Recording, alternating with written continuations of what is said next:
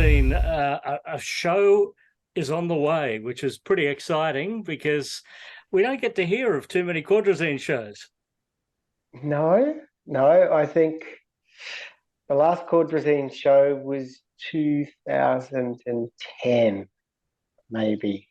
Um, there's something about it that exposes me in a way that I've never been comfortable. It's like all of those anxieties within myself, and it's nothing about the process. It's like I get really frustrated with people that look at the world of music or any creative pursuit and then complain about uh, about what it is and the impact that it has on them. It's like, well, if we're choosing to put ourselves out there, then we don't complain about um, the impact that it has on our privacy or all of these things. You're being very humble. I mean, you have been documented in a book. There's the Jane book down the river. You even I popped up and performed at the launch for this not long ago. So like you've been written about. So you have made your mark in music history, particularly in Melbourne. I've been very fortunate, very fortunate. It's like my first band, Blindside, which was out on Jason Reynolds' Summershine label, and Summershine was a really cool little indie label back in the '90s, and it's amazing if I look at the catalogue from the Earthmen and Auto Haze, um, Afterglow, all these really cool kind of guitar pop bands that he managed to find homes for all of our music internationally that kind of belied any status that we might have had here. And I remember Blindside was offered a 5 album deal by a label in the US and we would have been 18-year-old kids at that point in time. And it was it was Homestead Records, which was a workhorse for Warner's at the time. And we were offered a very big sign-on advance, taking into account where the Australian dollar was at that point in time. And of course, as kids, snotty-nosed kids, we went, no, it's not enough. And it would have made us all very comfortable for a very long time, having no realization what the industry was like. I was just very lucky that people like Jane Gazzo and people like Francis Leach, Triple J was very influential at the time. Um, and you know, I think those personal relationships helped. Like clearly, the music connected with people, but I feel very fortunate that people like Jane and people like Francis used their play spot on a national broadcaster to play our song, and it was then just that there was a wave of people kind of relating to that song and requesting it that it got added. But I think I don't know. I think we made our mark because we were a moment in time. But you had a top 10 album. So this debut album comes out. It's a top 10 album. You walk away from the band. I remember the week it was released, and hoping that we might get a top 50 record, and then it was the two records which I remember were launched in the same week was Massive Attack's Mezzanine and Madonna's Ray of Light, two extraordinary records. And so it was our three records that debuted in the top 10 that week. And it's a bit surreal. It became a bit of a weight for a while, like that idea that I think for a few years after that, I almost felt embarrassed, if that seems quite odd.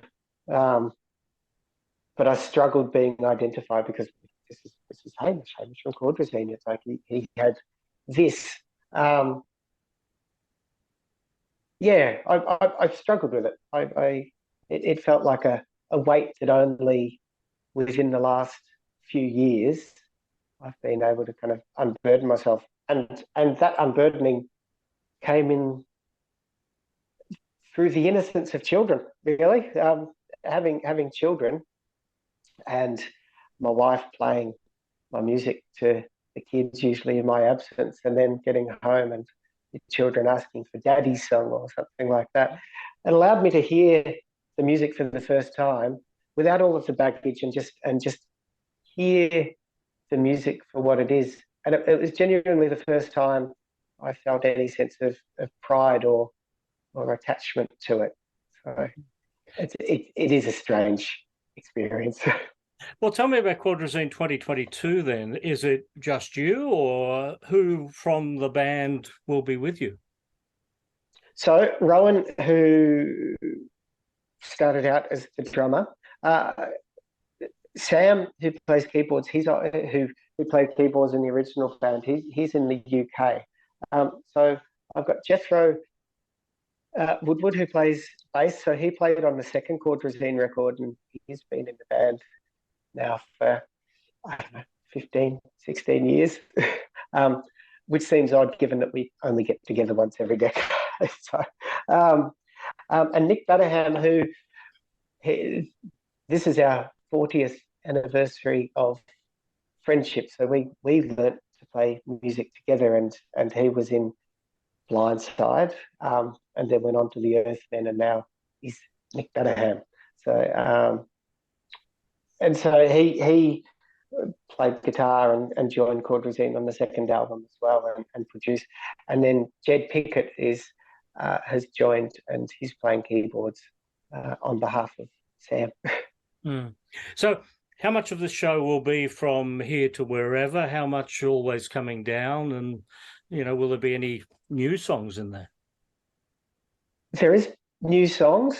I'm very conscious to not put too many new songs on, given that it's an anniversary show.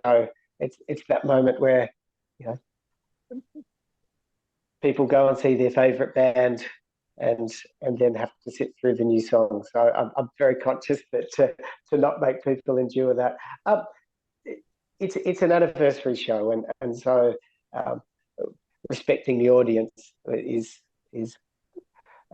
it'll be mostly stuff from the first EP and from here to wherever, and a splattering of songs from Always Coming Down as well.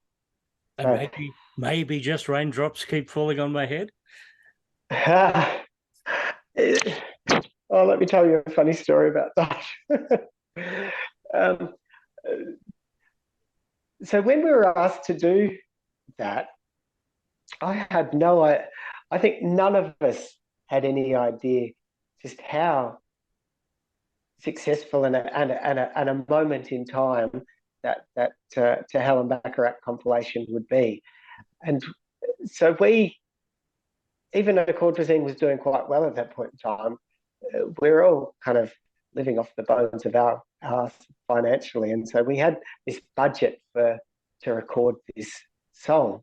We're like, oh, how do we do this as cheaply as possible so we can pocket the rest of the cash and get ourselves some money? Not knowing that then when we came to listen to all of the record, to hear these extraordinary productions, they were like, so we literally recorded ours as a live take. And like anything, you're going to try and find a way that's expressive of what you do as a band. There's a little drum solo in it as well. I'm actually quite proud of it, to be honest. But yes, I don't think we treated it as the time as with the reverence that we perhaps should have, listening to all of the other recordings on that compilation. Will there be more shows? And will there be another album? There is more likely to be another album than shows. I'll be brutally honest. I don't enjoy the stress of the responsibility of being a headline act. If I could just pop around as a band and kind of do some supports for people and enjoy playing music without all of the other stuff, probably. And I suspect that would probably is more likely to be a space that we would look to explore rather than some kind of headlining thing. So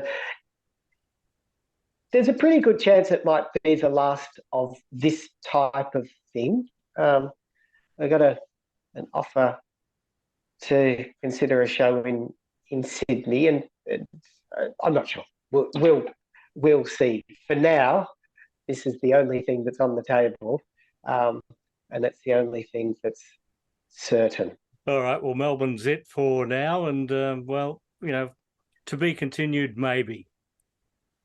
Maybe we'll see.